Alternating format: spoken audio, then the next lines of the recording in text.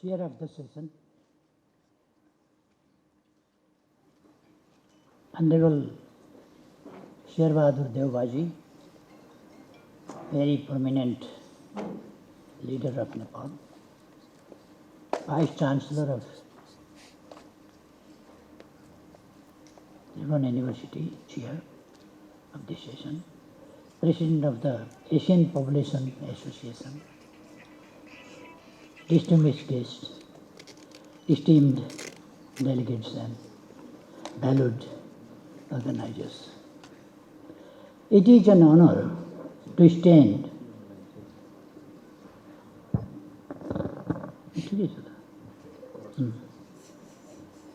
It is an honor to stand before this gathering of exceptional minds, united by a shared commitment to exploring population and development issues.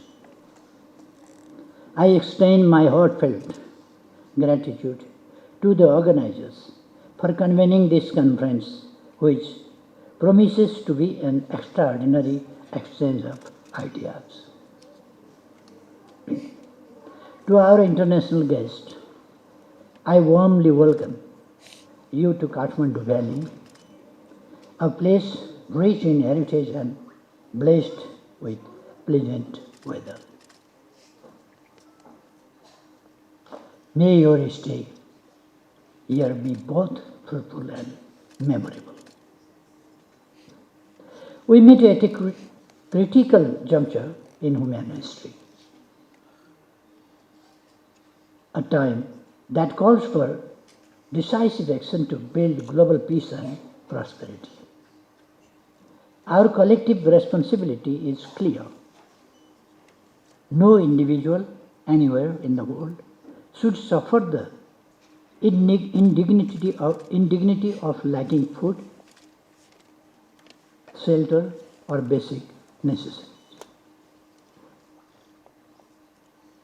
8 millions do. Addressing this requires robust investments in agriculture production and sustainable resource management. Today, our planet is home to 8 billion people. The global fertility rate stands at 2.2, and 10% of the population is aged 65 or older. In some regions, such as East Asia, Europe, and Northern America, this figure extends 20%. The rise in life expectancy should not be viewed as a fault, but celebrated as a remarkable achievement, an outcome of policies aimed at ensuring healthier, longer lives. Therefore, in my opinion, aging individuals should never be regarded as a burden.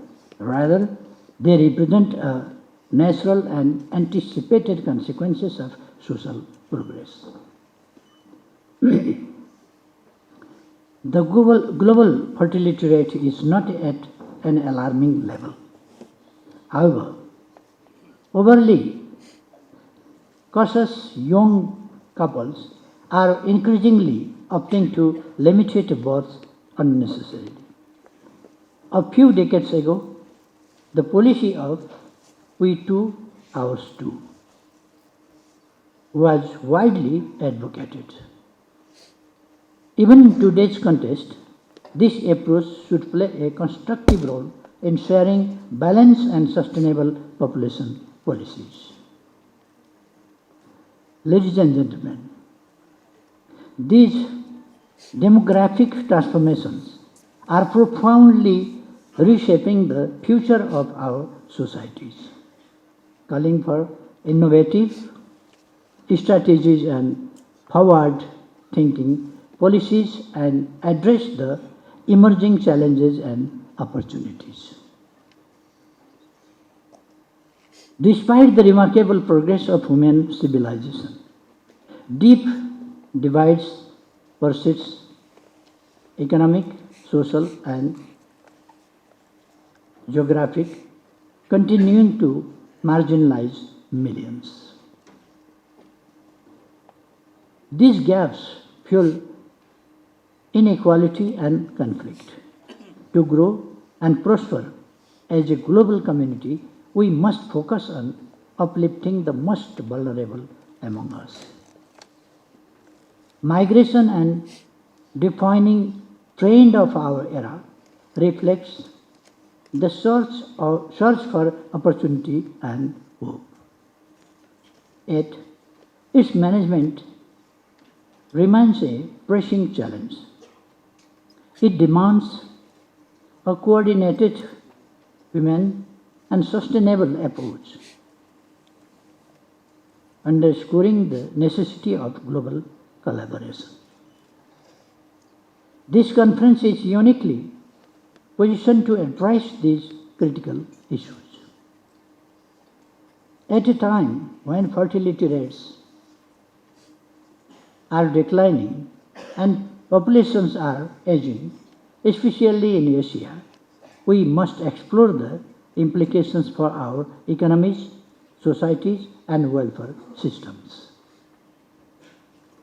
The aging population in countries like Japan, where one-third of citizens are over 65, or Nepal, where 1 in 10 is aged 60 or above, highlights the urgency of adapting our policies. Nepal itself is experiencing profound demographic shifts.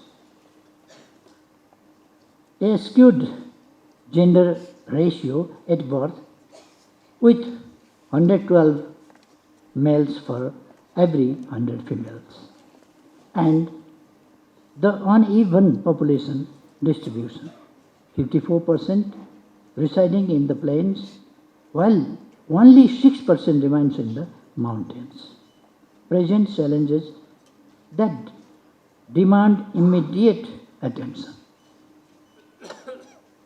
The population density further highlights these disparities, with just 34 people per square kilometer in the mountains compared to 192 in the hills. As a result, the mountains and hills have become a paradise for wildlife, while the plains bear the burden of overpopulation.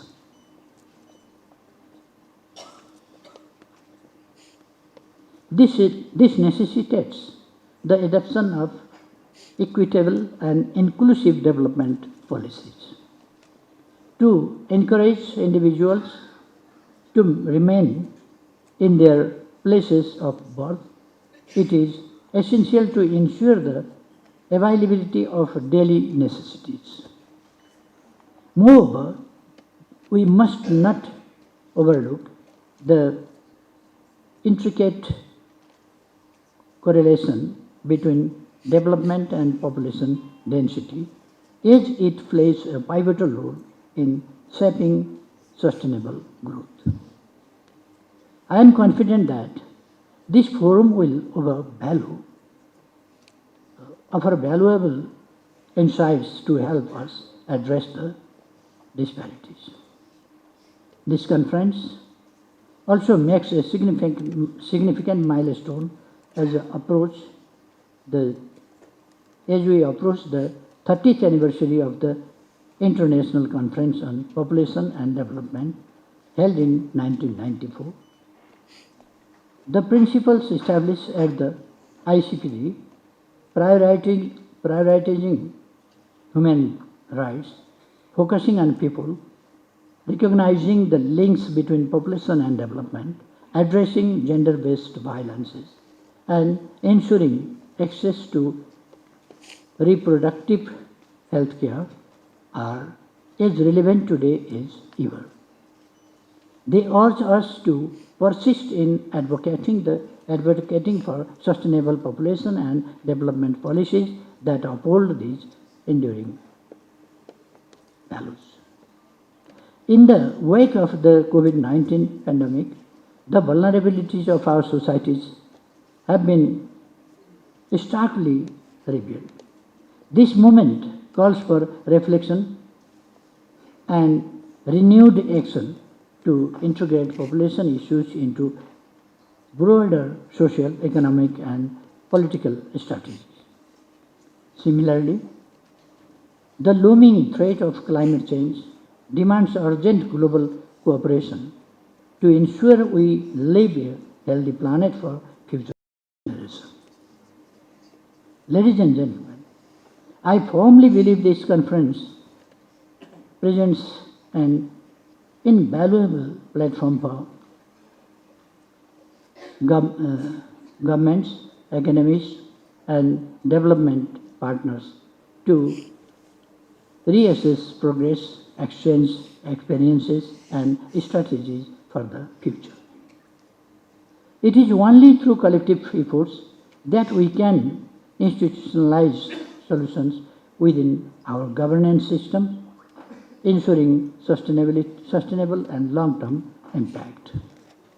For us, achieving the Sustainable Development Goals is synonymous with realizing our national aspiration, prosperous Nepal, happy Nepali. We envision prosperity as inclusive economic growth built on the foundation of equity.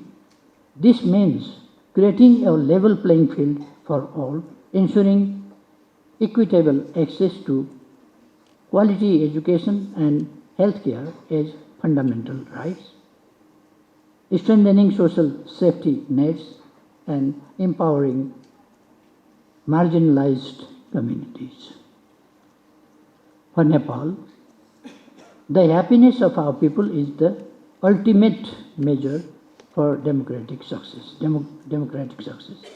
To us, happiness represents human development and well-being rooted in shared prosperity. It is reflected in access to justice, protection of human rights, and economic opportunities for every individual. Achieving this vision demands more than dialogue. It calls for decisive action. Let us commit ourselves to translating these aspirations into tangible outcomes. Technology, innovation, and capital must serve humanity, not just profit. As we mobilize these resources, let us commit to narrowing the gap between rich and poor, creating a world where dignity, health, and hope are universal rights. Above all, our efforts must remain steadfastly focused on serving both people and the planet. Friends, Nepal, the land of Mount Everest, the birthplace of Buddha, and the sacred home of ancient wisdom, teaches us real resilience, compassion, and unity. Let these values guide our deliberations. Let us send a powerful message to the world: no one should be left behind. As the challenges before us grow, we too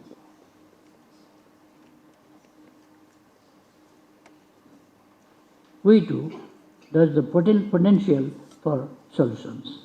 I trust in your wisdom and leadership to address these pressing issues. Together we can build a more harmonious and prosperous world. Thank you, and I wish you a successful conference and a pleasant stay in Kathmandu. All the best. Thank you. Nepalkhabar.com